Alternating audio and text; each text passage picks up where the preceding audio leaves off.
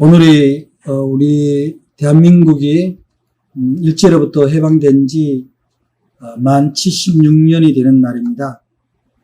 그런데 아직도 우리 주변을 둘러보면 36년의 일제 지배를 받았는데 그거보다도 배의 시간, 2배의 시간이 지났음에도 아직도 우리 주변에는 일제의 잔재가 살아있습니다.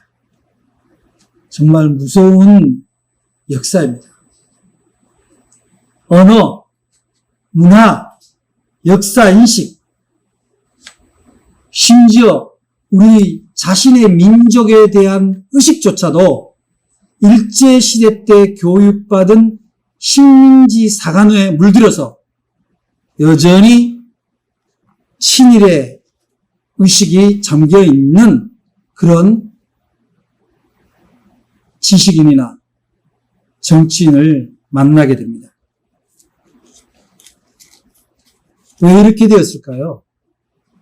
저는 먼저 우리 기독교인이 철저하게 하나님이 우리 민족에게만 준 그 특수성, 그 독창성, 그것에 대한 자부심이나 그것을 하나님의 뜻과 연결하는 그런 토착화 신앙에 대해서 부족했다. 이렇게 보입니다.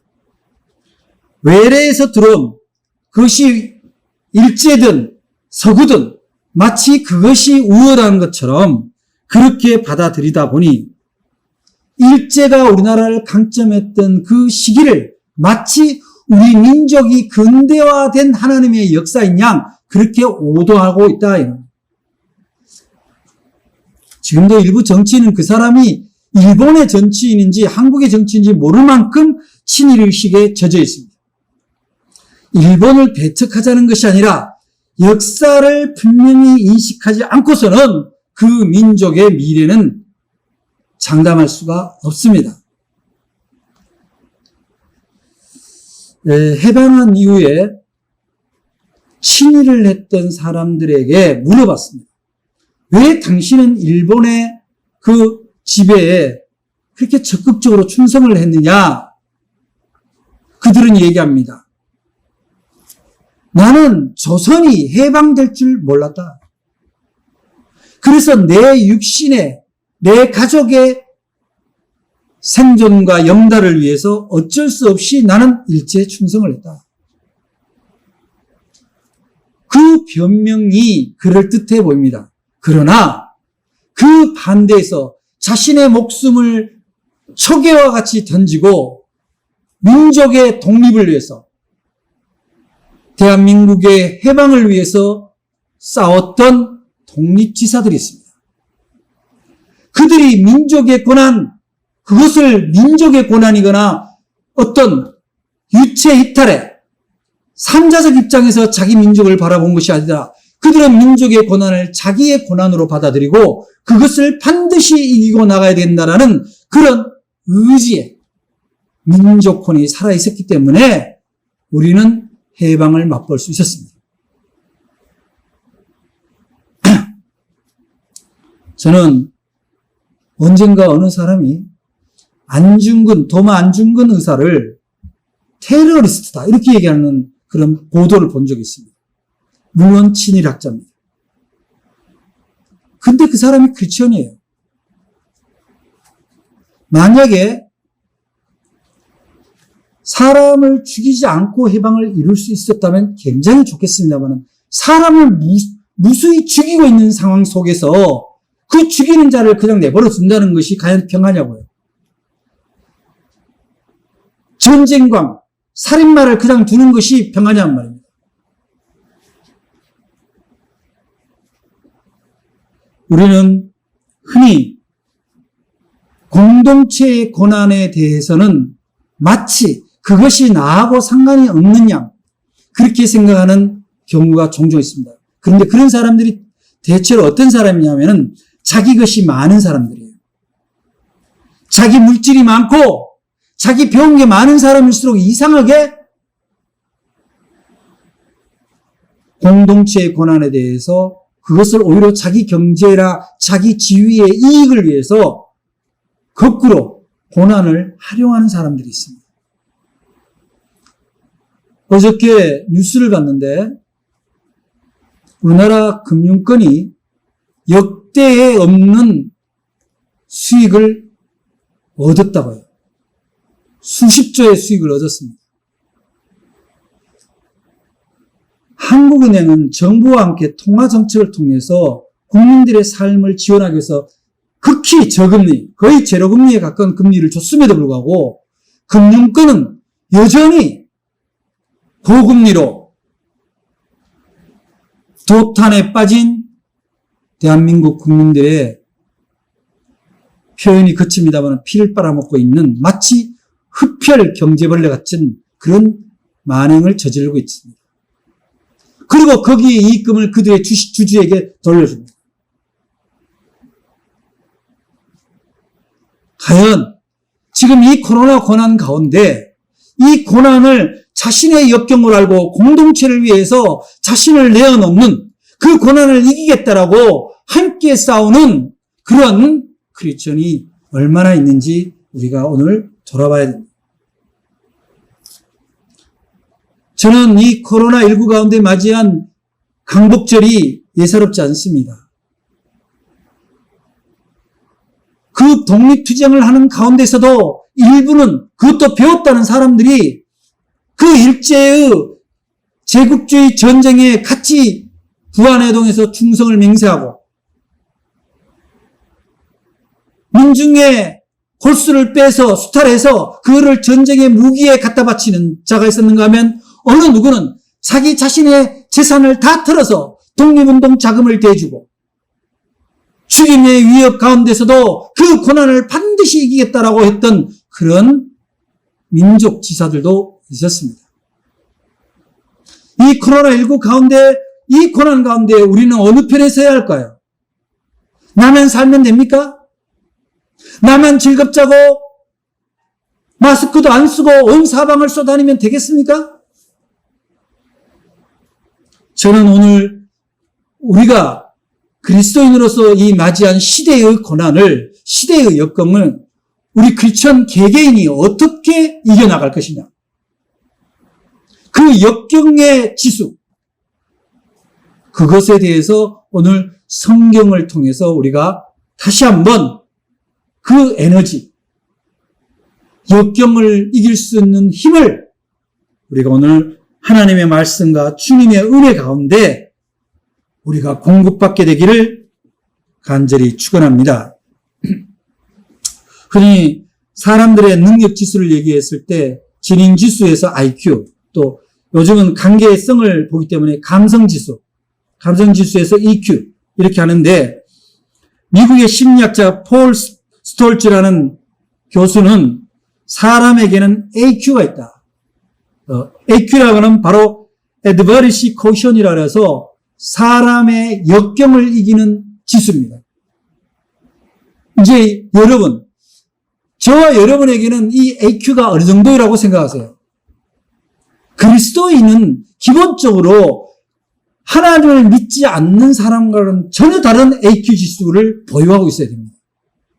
역경을 이길 수 있는, 고난을 극복할 수 있는 능력을 이미 우리는 하나님으로부터 부여받았고, 우리가 그 역경 지수가 떨어질 때 하나님이 우리를 돌봐주시는 그런 하나님의 자녀된 신분이라는 것을 우리가 인식을 해야 됩니다. 그것이 바로 크리스천이 갖는 AQ의 특장점이라고 할 수 있습니다. 이 스톨츠 박사는 소위 자신의 저서 장애물을 기회로 전환시켜라. 맞아, 위기를 기회로 바꿔라. 그런 책에서 사람들이 어려움에, 역경에 대처하는 것을 등반에 비유해서 이렇게 분류합니다. 그 첫째는 어떤 힘든 문제나 역경이 다가오면은 도망을 가거나 포기하는 이른바 쿼터, 도망자 또는 겁쟁이 부류가 있다는 거예요. 적어도 우리 그리스도인들 중에는 이러한 사람이 없을 거라고 믿습니다. 둘째는 역경 앞에서 뚜렷한 대안을 마련하지 못하고 그저 지금 현상 유지 정도로 적당히 안주하는 사람들입니다. 근데 불행하게도 이렇게 생각하는 사람들이 거의 70%에 가깝다는 거예요. 이 사람들을 등산에 비교해요. 캠퍼, 즉 야영자다 이렇게. 좀 더 안정적이고 좀 더 정상으로 나아가는 것이 아니라 맞아 베이스 캠프에 그냥 머물러 있는 거예요. 목적지를 향해서 가는 것이 아니라 목적지를 향해서 가야 될 그 베이스 캠프에만 머물러 있는 야영자. 그 사람들을 두 번째 부류로 보고 있습니다. 말하자면 신앙인이 교회 안에서만 신앙이 머물러 있다 이 말이죠. 실제로는 세상의 끝까지 우리가 나아가서 그리스도인이 자신의 정체성과 그 사명을 감당해야 되는데 교회 안에만 머물러 있다면 바로 이런 야영자 스타일이다. 세 번째가 바로 시련이 다가올 때 자신에게 주어진 모든 능력과 지혜를 최대한 동원해서 기꺼이 정복을 하고 마는 사람을 이른바 등반가, 즉 클라이머라고 이 폴 스톨스 박사는 정리하고 있습니다. 그러니까 우리는 인생의 그 산 등성이를 올라가는 그 인생의 산을 올라가는 등반가로서 중간에 포기하고 있는 존재가 아니라 반드시 우리가 가야 할 그 선한 목적지를 등반하고 마는 클라이머가 되어야 된다는 것을 의미하는 거죠. 그러면 이 폴 교수의 이야기대로 보면은 AQ, 즉 역경지수가 높은 사람들은 의지가 강한 사람, 자신에게 주어진 조건을 최대한 활용할 줄 아는 사람이라고 볼 수 있습니다. 그 김종문이라고 재미교포 중에 벨 연구소의 소장을 했던 분이 있는데 이 사람이 사실은 굉장히 열악한 어린 시절과 젊은 시절을 보냈대요. 청소년 시절에는 집안 형편이 너무 어려워서 편의점에서 밤 11시부터 아침 7시까지 일하고 학교 등교를 했다고 합니다. 그리고 방과 후에는 잠깐 한 2시간 잠자고 일을 하면서 자기 학업을 이어갔다라고 하는데, 근데 이 사람이 나중에는 그 명문대를 나오고 대학 교수가 되고 벤처 기업가가 되어서 경제 전문지 포브스가 선정한 미국의 400대 갑부에 그 이름을 올렸다고 합니다. 근데 그가 종종 강연에서 어떻게 해서 자신이 그런 자리에 올랐는가 그런 간증을 할 때 세상에 가장 나쁜 조건은 없다. 다만 하나님이 신이 자신에게 주어진 것이 무엇인가를 찾아서 그 작아 보이지만 그걸 가지고 출발을 해라. 그 증거가 자신이다. 그렇게 얘기해요. 자신은 부유한 가정의 형편도 아니고 그렇게 머리가 뛰어난 것도 아니지만 그 주어진 조건에 대해서 충분히 활용하면서 자신에게 지혜를 하나님께 구했다는 사실입니다. 사람은요, 의지가 다 있어요. 누구나. 그 의지가 있지만 의지만으로 고난을 극복하는 데는 한계가 있습니다. 아무리 강철 같은 의지를 가진 사람도 넘어지면 아픕니다. 그리고 얼른 일어나기가 쉽잖아요. 그런데 누군가가 내 뒤에서 응원하는 사람이 있다. 누군가가 내 뒤에서 나를 지켜보고 있다. 그러면 그 넘어졌던 무릎을 다시 세우게 된다는 겁니다. 아무도 자기를 격려하지도 않고 지지하지도 않고 들여다보지도 않고 그랬다면 아마 일어나기가 힘들겠죠. 이번 도쿄올림픽에서도 마찬가지입니다. 간중이 없는 무관중 경기였지만 아마 대한민국 대표 선수들은 거기에 보이지 않지만 대한민국의 온 국민이 자신들을 지지하고 응원하고 격려했으리라고 믿기 때문에 최선을 다해서 아마 경기를 임했을 겁니다. 우리 그리스도인들은 어떻게 해서 구별되는 사람들입니까? 어떻게 해서 성도가 되는 거예요? 거룩한 일을 해서 성도가 되기도 하지만 기본적으로 우리는 하나님의 자녀라는 자의식, 자기 정체성에 대한 확고한 자기 정체성을 세우는 그런 입장이 있기 때문에 성도다. 근데 그 입장이란 건 뭐예요?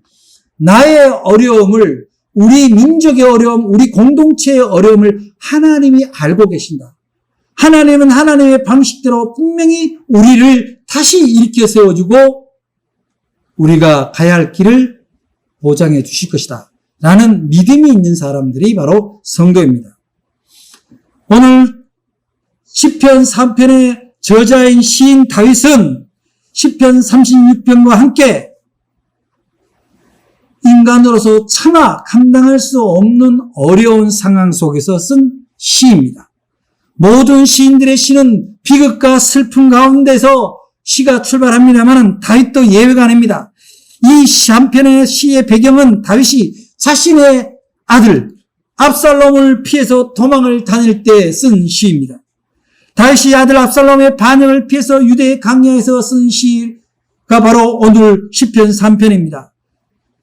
이 당시의 상황은 말로 표현할 수 없는 아픔과 눈물의 그 강야에서 쓴 시라고 할 수 있는데 건강의 문제나 경제의 문제로 쓴 것이 아니라 자신이 사랑하는 아들, 그 아들이 자신을 죽이고 왕이 되겠다라는 그 폐륜적 상황, 인간으로서 받아들일 수 없는 절대 폐악의 상황이 자신에게 와 있다는 거예요.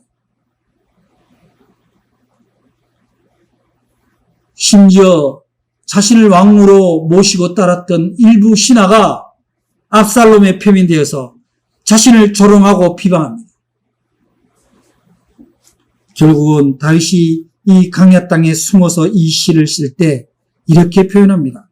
여호와여 나의 대적이 어찌 그리 많은지요. 일어나 나를 치는 자가 많으니라. 많은 사람이 나를 대적하여 말하기를 그는 하나님께 구원을 받지 못한다 하나이다. 다윗 자신에게 너는 이제 구원받지 못한다라는 저주만큼 그 슬픈 저주가 어디 있겠습니까? 많은 사람들이 자신의 신하였던 그 많은 사람들이 자신을 죽이려 하고 조롱을 합니다. 그 절대적인 역경, 그 고난 가운데서도 그는 포기하지 않는 믿음이 있었습니다.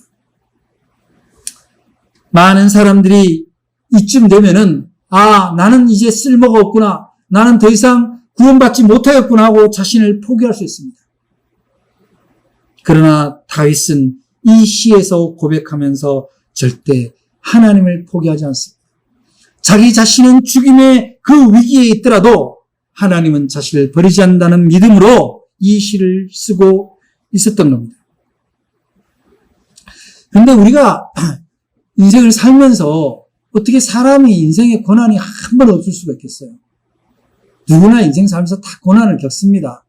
날마다 좋은 사람이 어디 있어요? 예수 믿는다고 좋은 일만 있습니까? 그렇지 않습니다. 예수 믿는 사람은 뭐 교통사고 없나요? 예수 믿는 사람은 몸에 질병이 안 오나요? 다 옵니다. 예수 믿는 사람은 사람들로부터 오해와 버림을 받지 않습니까? 다 받습니다. 우리는 이 다윗의 고난을 통해서 우리에게는, 우리의 삶 가운데는 왜 고난이 오는가의 문제를 한번 돌아볼 필요가 있습니다. 우리가 하나님을 의지하고 믿음으로 살려고 하는데도 왜 우리는 고난의 구덩이에서 헤어나지 못할까요? 그것은 대체로 그 첫째로 꼽는 것이 죄로 말미암은 고난입니다. 즉 욕망, 욕심, 자기 탐욕이 부른 그런 고난입니다. 아담처럼 하나님의 말씀에 불순종함으로써 에덴에서 쫓겨나는 고난, 아간처럼 하나님의 명령을 어기고 전리품을 제 욕심대로 감추고 챙기던 그 불순종, 요나처럼 하나님의 말씀을 거역하다가 바다 뱃속, 물고기의 뱃속에 갇히는 그런 고난. 그런데 이런 자기 뜻대로, 자기의 탐욕대로 일어나는 고난에서 헤어나는 방법은 아주 간단합니다. 돌아와서 이 일이 나의 욕심, 나의 판단, 하나님이 없다 생각하고 내 마음대로 했던 그 길을 하나님 앞으로 돌이키면 됩니다. 그러면 하나님이 그 과거의 죄와 허물은 덮고 하나님이 이제 그를 고난으로부터 건져 새로운 삶으로 안내해 주시기 때문입니다. 두 번째 고난은 연단으로 다가오는 고난입니다. 하나님이 하나님의 일꾼으로 쓰기 위해서 주는 고난입니다. 그 대표적인 인물이 구약에서는 바로 욥과 요셉입니다. 요셉은 그가 아무 잘못이 한 게 없지만 그는 그 형제로부터 노예로 팔리고 또 억울한 일로 감옥을 가고 그런 일이 당했지만 결국은 그를 통해 이스라엘 백성을 구원하는 그런 하나님의 연단 과정으로 우리는 이해할 수 있습니다. 욥은 어떠합니까? 욥은 하나님이 보시기에도 의로운 자라고 했고 부요한 자였습니다. 그에게 엄청난 시련이 몰려옵니다. 그런데 욥은 어떻게 고백하죠? 주시는 이도 여호와시오 취하신 이도 여호와시라고 고백합니다. 그는 많은 사람들이 그에게 죄인이라고 정죄했지만 그는 스스로 하나님을 믿었습니다. 하나님은 나를 버리신 것이 아니라 나를 쓰시려고 한다. 입술로 하나님을 범죄하지 않았다는 사실입니다. 그런데 이 연단으로 오는 고난에게는 반드시 우리가 함께 해야 될 것이 뭐냐면 바로 인내입니다. 하나님의 때를 기다리며 인내하면 하나님이 더 큰 은혜와 축복으로 채워주신다는 사실입니다. 세 번째 고난의 유형은 하나님께서 그를 통해서 영광받기 위함입니다. 하나님의 영광을 나타내기 위해서 주는 고난이 있습니다. 이를테면 성경 속에 마르다, 마리아, 나사로 이 남매 가정에 일어난 일입니다. 나사로가 병들어 죽습니다. 그 자매가 예수님께 어서 와달라고 부탁했지만 예수님은 얼른 가지 않았습니다. 왜 그렇습니까? 결국 나사로는 죽습니다. 나사로가 죽은 후에 예수님이 가신 이유는 바로 예수님의 영광을 나타내기 위한 한 가정의 고난이었습니다.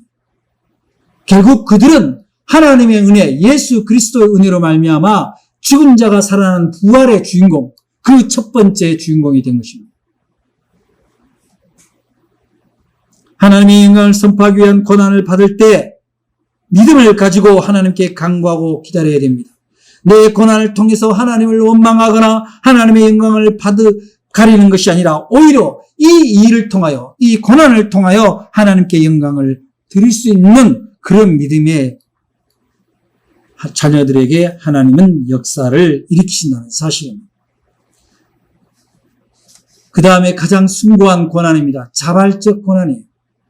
조국의 해방을 위해서 자신을 내어놓았던 사람들, 김구 선생, 유관순 열사, 이준 열사, 이육사, 그리고 전덕기 목사, 이 모든 민족 지사들은 다 고난을 스스로 자발적으로 앞장서서 감당했던 크리스천들입니다.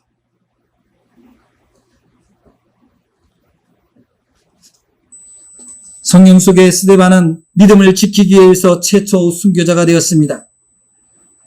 그의 순교는 어떤 일을 일으킵니까? 그가 복음을 들고 수리아 안디옥에서 전파하다가 죽임을 당하는데 그것으로 인해서 이방 지역으로 그리스도의 복음이 전파되는 하나의 가정이 됩니다. 사도 바울 역시 예수 그리스도 복음을 위해서 자발적으로 고난을 청해서 이 서구로 복음을 전하러 떠나는 그런 자발적 고난의 주인공이었습니다. 그 자발적 고난의 주인공의 모델이 되신 분이 바로 예수 그리스도 아닙니까? 예수 그리스도는 우리들의 구원을 위해서 스스로 고난을 자청해서 골고다 언덕으로 올라가신 분입니다. 이제 우리가 당하고 있는 지금의 고난, 이 코로나의 고난과 경제적 고난이 어떤 유인가 돌아보시기 바랍니다. 어쩌면 이 코로나의 고난은 인간의 탐욕으로 일어나는 고난일 수 있습니다. 과연 인간의 탐욕 안에 우리의 행동은, 우리의 삶의 방식은 전혀 잘못이 없는가 돌아봐야 합니다. 우리들도 이 자연을 훼손하고 하나님의 섭리를 파괴하는 데 앞장서진 않았는지, 교회가, 크리스천이 그러한 것을 하지 않았는지 돌아보고, 그렇다면은 이제 함께 살고 생명을 소중히 여기는 상생의 그런 자리로 돌아와야 할 것입니다. 또한 우리가 여러 가지 지금 어려운 가운데 있을 때 교회가 이 코로나 가운데 허둥대고 이상한 모습들을 보일 때 오히려 문제가 해결되기는커녕 많은 사람들을 좌절과 낙담으로 몰아갑니다. 오늘 성경 속에 다윗을 보면 다윗은 결코 주변의 환경을 탓하지 않습니다. 사람을 바라보지 않습니다. 비록 그의 환경은 모래바람 부는 강해였지만 그는 좌절하지 않습니다. 그는 주변에는 돈 자도 없고 죽이려는 자들로 가득하지만 포기하지 않습니다. 오히려 이렇게 담대하게 고백합니다. 오늘 6절 말씀에 보니까 천만인이 나를 에워싸 진친다 해도 나는 두려워하지 아니하리라. 이것은 다윗의 허풍이 아닙니다. 담대한 믿음의 고백입니다. 어떻게 수천 명의 사람이 자기를 죽이려고 하는데 두렵지 않다고 고백할 수 있을까요? 그것은 바로 자신의 능력을 의지하는 것이 아니라 바로 하나님의 능력을 의지하기 때문입니다. 그 비결이 3절에 나옵니다. 다윗은 이렇게 고백합니다. 여호와여 주는 나의 방패시오 나의 영광이시오 나의 머리를 드시는 자이시니이다. 다윗은 하나님을 자기 인생의 주로 믿는 사람입니다. 하나님만이 자기 인생의 주님을 고백하는 사람입니다. 바로 그 하나님이 자신의 방패요 영광이고 자신의 인생을 이렇게 세우시는 분임을 다윗은 그 죽음의 와중에서도 고백하고 있습니다. 우리 인생 세상의 전쟁에서 중세 이전에는 창과 방패가 굉장히 중요한 무기였죠. 그래서 지금도 전쟁의 상징으로 창과 방패를 많이 얘기합니다. 그래서 다윗의 시에 이렇게 창과 방패를 인용하는 것은 다윗 스스로가 장군 출신이었고 수많은 전쟁에서 승리한 경험이 있는 장군이기 때문이기도 하지만은 그런 창과 방패가 바로 생명을 보존하는, 생명을 지키는 중요한 도구라는 것을 알고 있기 때문입니다. 그래서 바로 방금 말씀 자신이 고백한 대로 주는 나의 방패시오 나의 영광이요 나의 머리를 드시는 자이다. 여러분 중세 이전에 고대의 투구는요 눈만 보이고 이게 다 가려져 있습니다. 엄청 무겁죠. 그래서 이게 좌우를 볼 수가 없어요. 그래서 앞만 보고 가야 됩니다. 그런데 그 투구가 창들로부터 자신의 머리를 막아주기 때문에 그런 두려움을 접고 전진할 수 있는 거예요.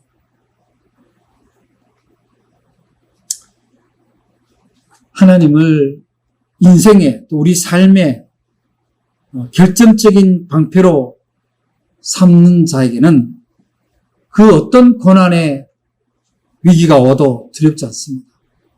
왜냐? 자신은 바로 하나님이 건져주시고 구원해주는 분임을 믿기 때문이죠. 지금 여러 가지 고난의 웅덩이가 우리 앞에 놓여 있습니다만 그것을 오히려 하나님의 영광을 나타내는 기회로 삼을 수 있는 저와 여러분 되시기를 바랍니다. 여러분들에게 지금 있는 어려운 상황, 그 고난의 상황이 어떤 겁니까? 무엇 때문에 여러분들이 힘들어하고 있습니까? 여러분들을 힘들게 하는 상황을 보지 마시기 바랍니다. 지금은 사람이나 인맥을 찾아서 해결하려고 할 때가 아니라 잠잠히 하나님을 바라볼 때입니다. 하나님께 소망을 두고 때를 기다려야 할 때입니다. 내가 내 의지를 가지고 움직일 때 오히려 나는 더 수렁에 빠질 수밖에 없습니다. 하나님이 나를 움직이시도록 나를 내어 맡기시기를 바랍니다. 내 힘으로, 내 능력으로, 내 경험으로 이 문제를 해결하려고 움직일수록 어쩌면 꼬인 실타래처럼 더욱 꼬일 수밖에 없을 것입니다. 우리는 이제 이 코로나19 시대 가운데 민족의 해방을 기념하는 강복절을 맞았습니다. 과연 우리는 이 역경을 이겨야 하는 시대에 여러분의 역경의 능력은 어디에 있습니까? 과연 여러분이 배운 지식, 살아온 경험, 여러분이 갖고 있는 재물, 이것이 이 시대의 고난을 승리로 이끌 수 있다고 믿으십니까? 그렇지 않습니다. 위기일수록 고난일수록 우리는 하나님의 역경의 능력을 구해야 합니다. 우리는 이미 하나님으로부터 부름받은 자녀이고 예수 그리스도의 뜻을 따라 우리는 역경 지수가 누구보다 높은 존재들입니다. 그런데 우리는 세상에 하나님 없이 사는 사람들처럼 낙담하고 절망하고 포기하고 그렇게 지낼 수 없습니다. 이 민족의 통일도, 이 땅의 진정한 민주주의도, 이 땅에 사랑하는 우리 자녀들의 아름다운 미래도, 자연도 우리를 전적으로 사랑하시고 지켜주시는 하나님으로부터 그 역경 지수를 구하지 않으면 결코 우리는 이 위기로부터 자유롭지 못합니다. 하나님은 우리에게 이 고난의 시대에 하나님의 지혜를 주기를 원하고 있습니다. 지금은 우리가 우리의 자신의 몸부림을 내려놓고 하나님 앞으로 마음을 모으고 그분의 뜻을 구할 때입니다. 그분의 음성에 내 귀를 기울일 때입니다. 잠잠히 그분의 얼굴을 올려다볼 때입니다. 지금은 하나님으로부터 우리의 역경 지수를 간구해야 될 때입니다. 우리는 더 이상 세상 사람들처럼 위기에서 자신을 바닥에 내팽개칠 수 없습니다. 주님이 지금 우리에게 역경의 지수를 높이기 위해서 오늘도 저와 여러분을 부르고 계시다는 것을 믿으시기를 바랍니다. 기도하겠습니다. 사랑의 하나님, 위기의 시대에 강복절을 맞았고 여전히 진정한 강복을 맞이하지 못한 이 민족과 코로나19로 두려움에 떨고 있고 경제적 고난에 몸부림치는 우리 민족들을 주님이 불쌍히 계시고 특별히 그리스도인들이 먼저 주님 앞에 마음을 모으고 뜻을 모아 주님을 통해서 역경의 능력을 체험하는 하나님의 자녀들 다 되어 이 어려운 때를 주님과 더불어 협력하여 잘 극복할 수 있도록 복을 내려 주시옵소서. 지금은 우왕좌왕할 때가 아니라 잠잠히 하나님을 바랄 때입니다. 저희를 부르시고 붙들어 주시고 저희의 오른팔을 들어 이 시기를, 이 시대를 능히 승리하도록 도와주시옵소서.